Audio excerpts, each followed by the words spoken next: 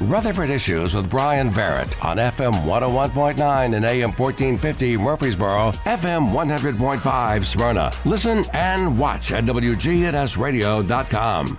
Rutherford Issues is powered by Middle Tennessee Electric, and their charitable foundation, Sharing Change, is funded by members who round up their electric bills to the nearest dollar each month, supporting hundreds of nonprofits. Discover more at sharingchange.org. Today, State Representative Mike Sparks joins me, and he kind of gets our guest for the day, so we'll jump into that here in just a second. But how are things on the MTSU campus? I know you just came from there. It's been kind of an emotional week. Yeah.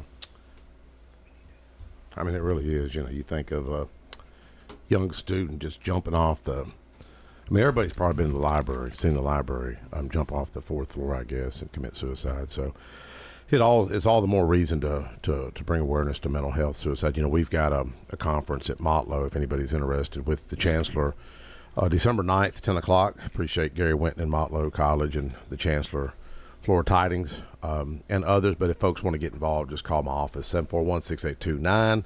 We're going to try to do it this month, but, you know, we've got a lot of things going on. But, you know, we had that suicide last year, you know, and it's just sad. I mean, that was a worker, I believe, wasn't it? It was. And MTSU, I think, you know, Dr. McPhee, Andrew Ottman, Jimmy Hart, Bill Kitchen, I think they all addressed it the best they could. But it's a different day to day, man. And especially with these young people, you know, I just left that history of the recording industry, and the instructor, Professor Caress, brought it up and did talk about, hey, if anybody needs help with anything, you know, reach out.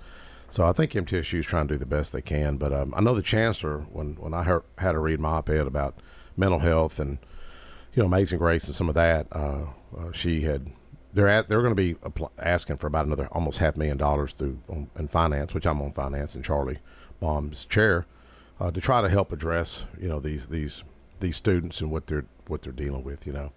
But just, you know, appreciate you bringing it up, Brian. Yeah, I know it's been a tough week. So Mental Health Awareness Conference at Motlow on December 9th, 10 a.m. I'm sure we'll get more information out there about that. Well, tell us a little bit why we have our friends from Community Options here. Well, I've been talking to Mika and Antonio Ferguson for, I guess 2 years now, probably. Yes. And she reminded me I'd visited Bailey Collins, which is a street I used to play on. One of my best friends, Kevin Babcock, lived over there across from the home.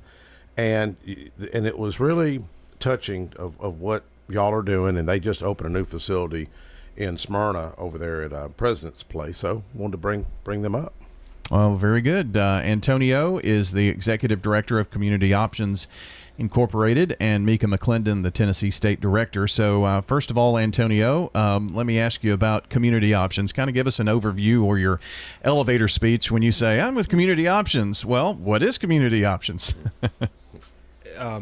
Well, Community Options to me is increased advocacy but inclusion for people with disabilities. So that's access into the community, whether that's through homes, employment, or just outright jobs and stuff like that. Gotcha.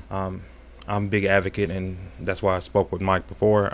Just people with disabilities, access to the community, and resources are big. And for me, it's what's my driving focus. Is it a statewide organization, or? Actually, we're in 13 states now. Wow, 13 states. 13 How about that? Yeah.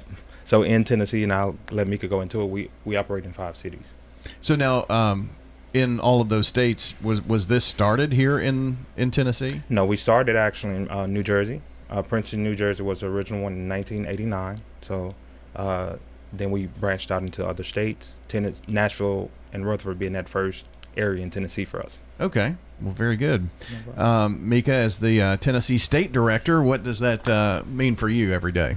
So it's a lot of fun. We are in 5 cities in Tennessee. We're in Nashville. Our last location we opened here in the Rutherford County area in Smyrna, Tennessee. We're in Cookeville, Chattanooga, and the greater Knoxville area. And so we support people throughout the state in employment and residential supports. We have folks that work with our folks in the home to help them live as meaningful lives as possible. So that's what that means for me here. Yeah. So, Antonio, if you being the executive director and you being in this area, are your corporate offices, for lack of a better word, are they here in Tennessee? No, they're the corporate office is in New Jersey. Okay, New Jersey, Yep. where you got the start. Yes, sir. Your slogan, I guess, or tagline is supporting people with disabilities since 1989. What does that look like? I mean, there are, I would think, Mika, that each individual case is different, no matter if it's the same disability. It is. You know, just like us, everyone has their goals and their vision for their lives. It may be, you know, to work for a particular company. It may be to further education. It may be to own our own home. So what we do at Community Options is help folks meet those goals and meet those visions. And so we hire staff in each of our cities and train those staff to work on those particular areas of vision for each individual. So yeah, it looks different for each person. Yep. Now, are Antonio, are these done in the homes, or is it, you know, like a central location, or how does that work? You're fine. The premise for the homes is to get homes in areas that we would want to live with our own family. So we have homes in Rutherford, Hendersonville, Nashville, Donaldson, Clarksville. It is no more than 3 persons to a home. We get to check the home out. The individual gets to say, hey, this is a place I like to live. And that's the part of inclusion that you want. We're trying to get them away from that hospitalization or institutionalization large group setting where they're stuck, and the ratio is 2 staff to 25 individuals. So you'll have that one-on-one care that you want, or that 1-to-2 ratio that you should get. Some of these homes, I'm just like, can I come room with y'all? They are nice, but the access. So to include them in part of the community, some of them are part of HOA, so they get the security that other people get in their community as well. So we have residential housing, which is 24-hour staffing, so 8-hour shifts of staff is there. But we also have a family model, which is more of a adult foster care. So there's no changing staff. It's you living with that person. So that's awesome. So, Mika, the range of disabilities also could be a range of physical ability too. So, right. I guess there's probably some type of medium here that you try to reach. But are there areas where, you know, there's too much medical attention that needs to be given, or physical attention, in terms of how you can work with someone? Well, certainly there are challenges. We do. You know, as people age, there are medical challenges that we have to consider. And we do our best to keep people in their home and support them the best way possible in their homes. So there can be challenges. We try to definitely work with local medical practitioners, as well as State nurses, folks with behavioral support that can help us support people to the best of their ability. You know, I would think that sometimes being born with a certain disability, the older you get, it seems like many times you maybe age a lot faster than others that aren't dealing with those physical challenges. Right.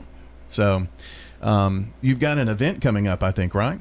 Right. We do. It's our annual 5K. It's the Keepers Chase. It's held February the 8th, 2025 at 8 a.m.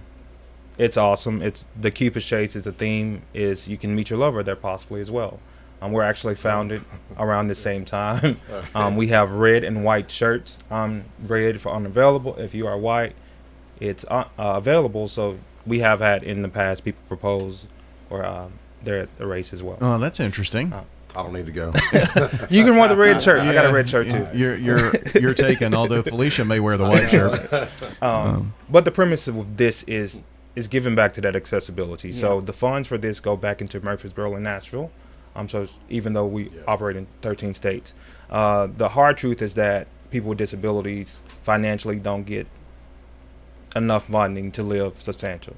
And what I mean by that is you're looking at SSI, which is what, $943 on the baseline a month to live in Murfreesboro or Nashville. You got to have 12 roommates to live in a decent home. So the funds we raise, And that doesn't include trying to eat and Yes. everything else that goes along with yeah. it. So the funds we raise actually go back. An example would be that one of our individuals' bed actually broke. We we took $1,300 out of his funds so that she can have an adequate place to sleep.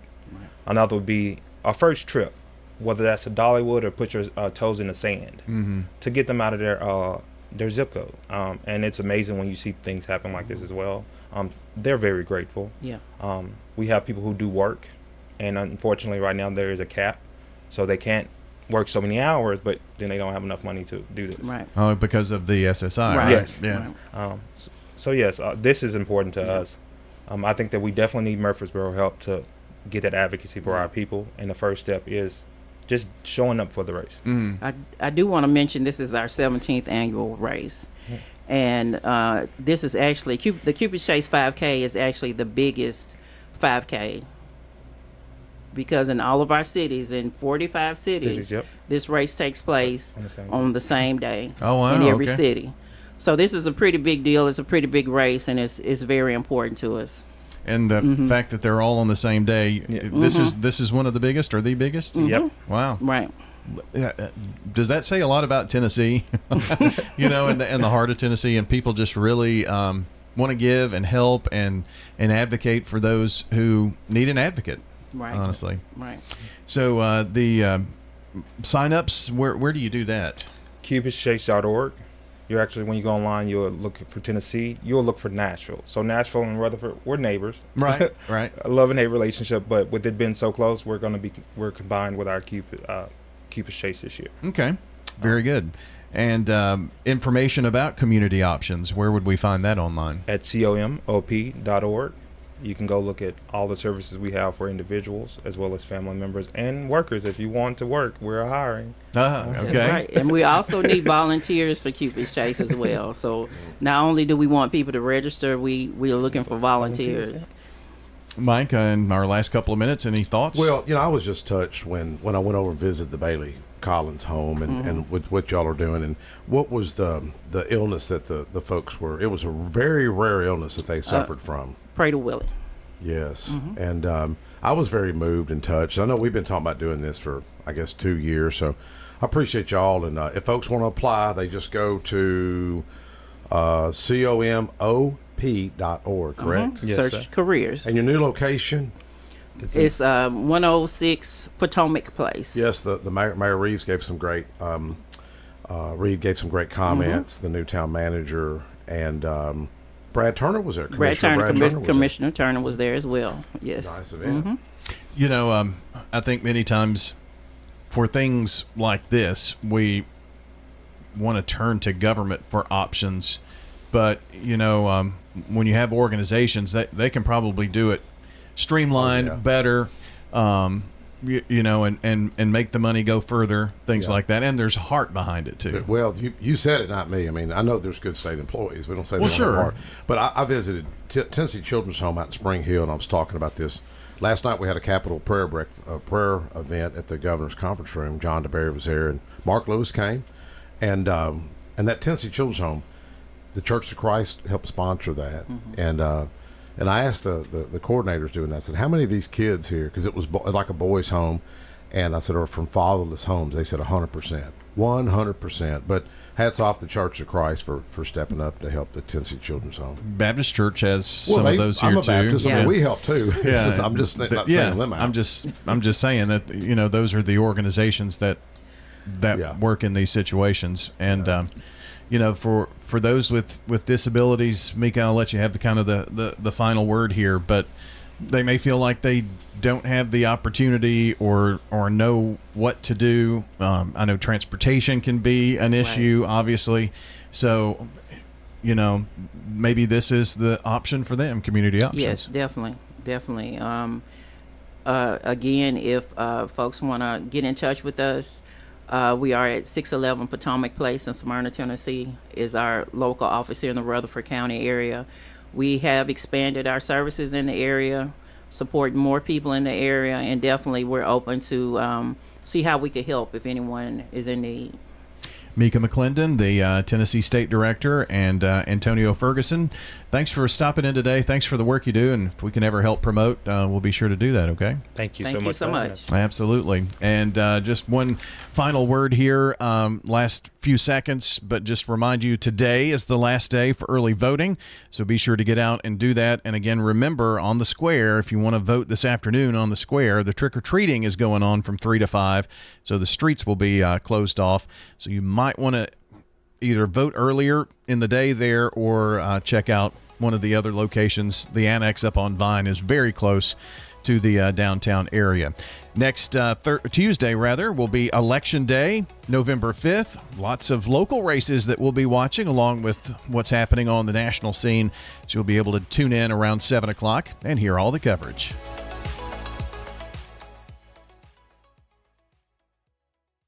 City Tile and Floor Covering is a family business. The finishes on the products are more durable than a real wood, so they are stronger against damage. Andrew Young with City Tile and Floor Covering. One is supposed to be more water resistant than the other, but they both have that characteristic that they are water resistant. I like a laminate better because it is a stronger finish and less scratches will show. City Tile and Floor Covering, 223 South Spring Street. This is Megan Hutchings with Rutherford County Area Habitat for Humanity. The 17th annual Cookin' to Build will be on Saturday, November the 2nd on the Murfreesboro Square. We have cooking teams that will be making chili, soup, or stew. Vote for your favorite cooking team. We give out a Golden Bowl Award at the end of the event. I invite you to attend the 17th annual Cookin' to Build on Saturday, November the 2nd from 10:30 to 1 on the Murfreesboro Square. Discover hidden treasures at the Garden Patch Thrift Shop on Spring Street in Murfreesboro. Whether you're searching for stylish clothing, sturdy furniture, or even large appliances, we've got them all at prices that you'll love. But here's the best part. 100% of your purchase supports Greenhouse Ministries, serving over 70 families a day. Your shopping dollars go